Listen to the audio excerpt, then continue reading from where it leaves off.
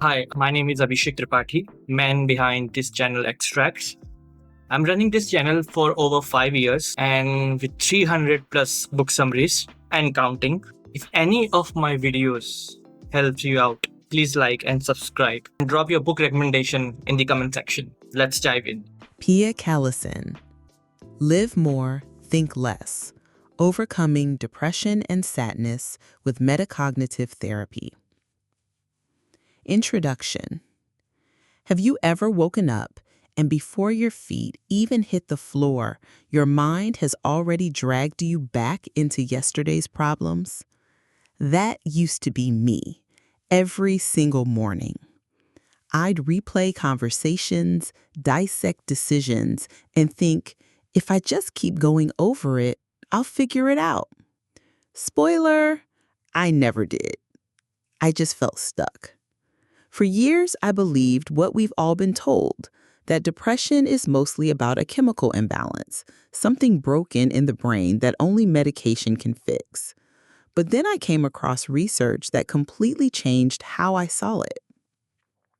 Scientists studying something called metacognitive therapy found that the real difference between people who get trapped in depression and those who don't isn't just biology, it's mental habits. In other words, how we think about our thoughts matters more than we realize. Here's the kicker.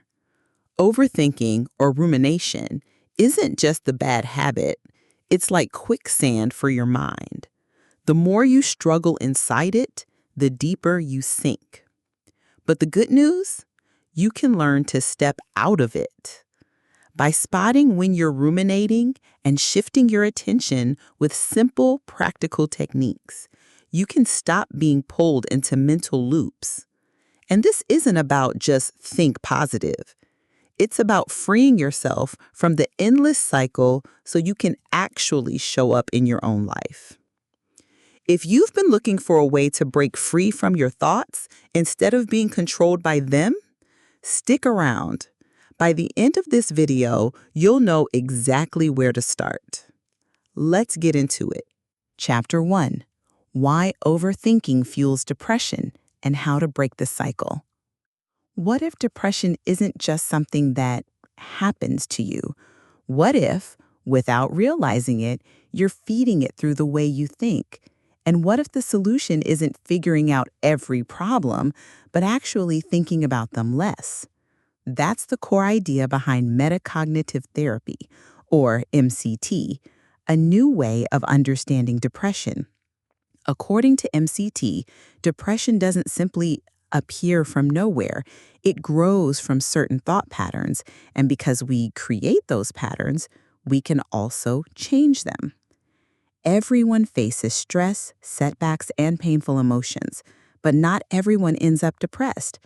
The difference? How we manage our thoughts.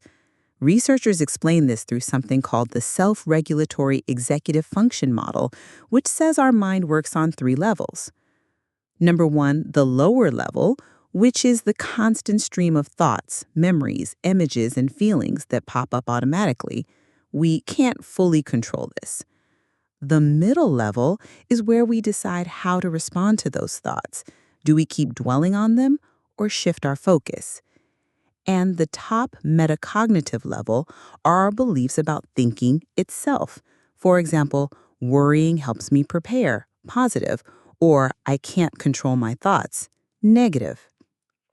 According to MCT, depression takes hold when we rely too much on unhelpful strategies at the middle level because of mistaken beliefs at the top level. If you believe worrying keeps you safe, you'll keep doing it, even if it's hurting you.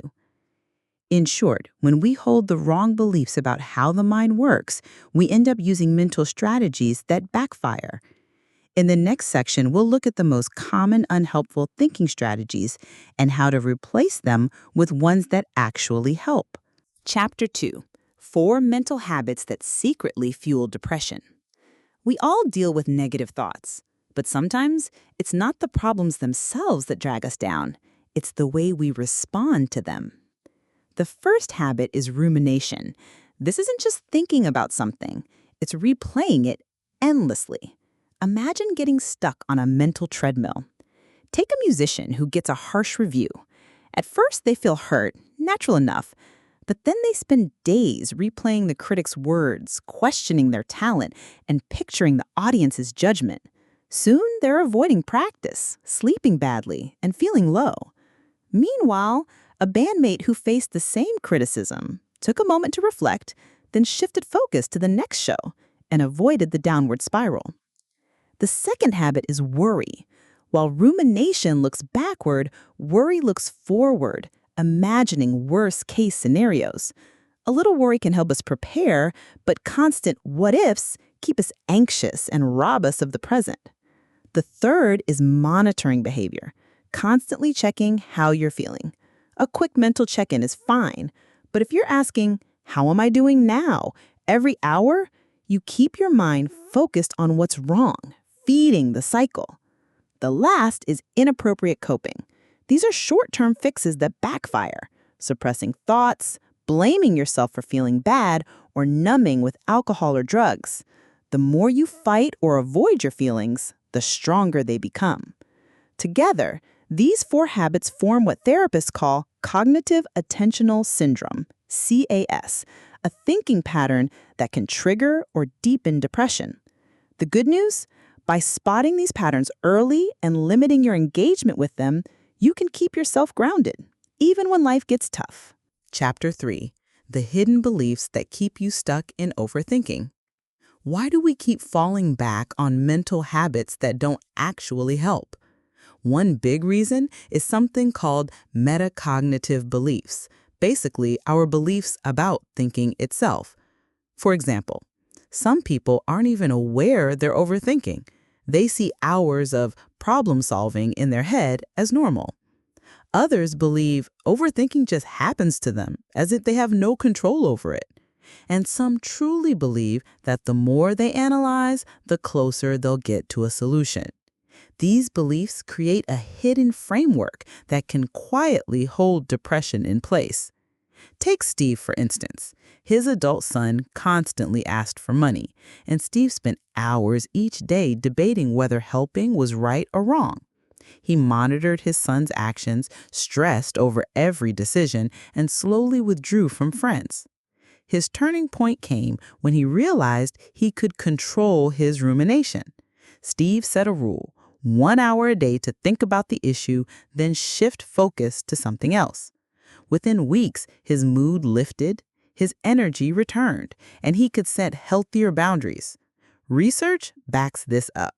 Metacognitive therapy, which targets these thinking habits, has a 70 to 80% recovery rate for depression and anxiety, far higher than the 50% seen with many traditional therapies. And the results hold up over time across multiple countries. The process is straightforward. 1. Notice when you're ruminating. 2. Believe you can control it. 3. Let go of the idea that overthinking brings answers.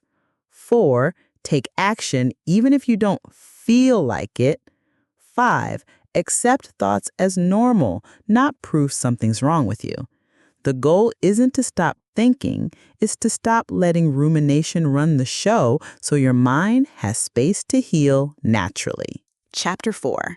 How to stop getting stuck in negative thoughts. Your brain produces about 70,000 thoughts every single day. Not all of them matter, but some, called trigger thoughts, have the power to hook you in. Think of your mind like a TV with endless channels. A trigger thought is the first spark that stirs your emotions. It could be something sad like, why am I so bad at this? Or anxious like, what if I fail again? The problem starts when you feel the need to watch the whole show, replaying every detail in your mind. Here's the truth.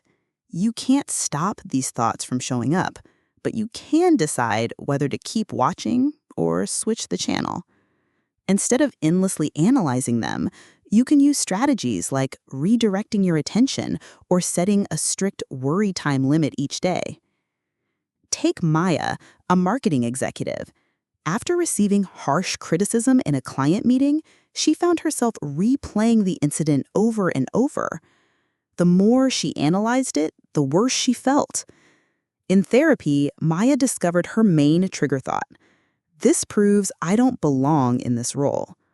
Rather than letting that thought run on repeat, she learned to notice it and label it. There's that thought again. Then she'd shift to something else. She set aside 20 minutes each evening for worry time, and outside of that, kept her focus on present moment activities. 3 months later, Maya still gets trigger thoughts, but she doesn't get trapped in them. She feels more energized and spends less time stuck in mental reruns, which leaves her with more space to actually solve problems. You can't stop every thought, but you can stop them from running the show. It's all about knowing when to change the channel. Chapter 5: How to Train Your Mind to Stop Overthinking. We've already explored worry time as a way to manage overthinking. Now, let's talk about a few other strategies that can help you take back control of your mind. One of the most effective is attention training. The idea is simple. You learn to deliberately choose where your focus goes. Start somewhere with multiple sounds, maybe rain tapping on the window and faint traffic in the distance. Focus on just one sound for 10 seconds. Then shift to another. As you improve, shorten the switch to 2 or 4 seconds, and eventually try balancing attention on all sounds at once. This builds the skill of directing attention outward, away from constant rumination. Therapist Pia Callesen often shows this with a simple demo. She'll have clients write their worries on a window with a dry erase marker. When they focus on the words, the outside view blurs. But when they focus beyond the glass, on trees, cars, or buildings, the worries fade into the background. The thoughts don't vanish, but they lose their grip. Another tool is mindfully letting go of thoughts. Imagine a butterfly in detail. Then simply watch what happens without controlling it. It may hover, drift, or change shape. Apply the same approach to troubling thoughts. Notice them, but don't analyze or chase them. Callesen recommends alternating 2 minutes of focused rumination with 2 minutes of detached observation. Most people feel heavier and sadder during rumination, but lighter and calmer during detachment. If overthinking feels ingrained, start small. Practice 1 hour of detached mindfulness each day, then slowly increase. Over time, you'll strengthen the ability to notice thoughts without getting pulled in and step out of the cycle of overthinking. Chapter 6: How to Stop Rumination from Controlling Your Life. Many people proudly call themselves analytical thinkers. Some even wear the overthinker label like a badge of honor. But here's the truth. Excessive rumination isn't part of your DNA. It's a habit you've learned over time. While we often believe deep thinking will lead to breakthroughs, research shows it usually does the opposite. Overthinking keeps us stuck, drains our energy, and can even trigger depression. Take the example of an artist who sought help from a therapist. He believed his long hours of reflection, sometimes half the day, fueled his creativity. Yet he admitted it also deepened his depression. In Metacognitive Therapy, he tried limiting his creative thinking to a 2-hour window. The result? His best ideas still came, but without the emotional toll. His art flourished, and his depression eased. Many of us fall for similar myths. We think self-criticism will prevent future mistakes, but errors happen regardless. We believe constant positive thinking will boost self-esteem, but the effect is short-lived.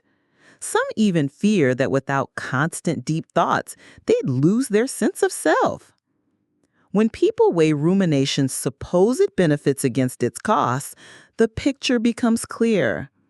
Any occasional insight is overshadowed by sleep problems, fatigue, low mood, and isolation. Leaf's story proves this. Since his teens, he was haunted by dark thoughts about death, convinced he had to work through them. The result was years of mental misery. But metacognitive therapy taught him he didn't need to engage with those thoughts at all. At first, it sounded impossible, but with practice, he learned to notice thoughts and let them pass without getting pulled in.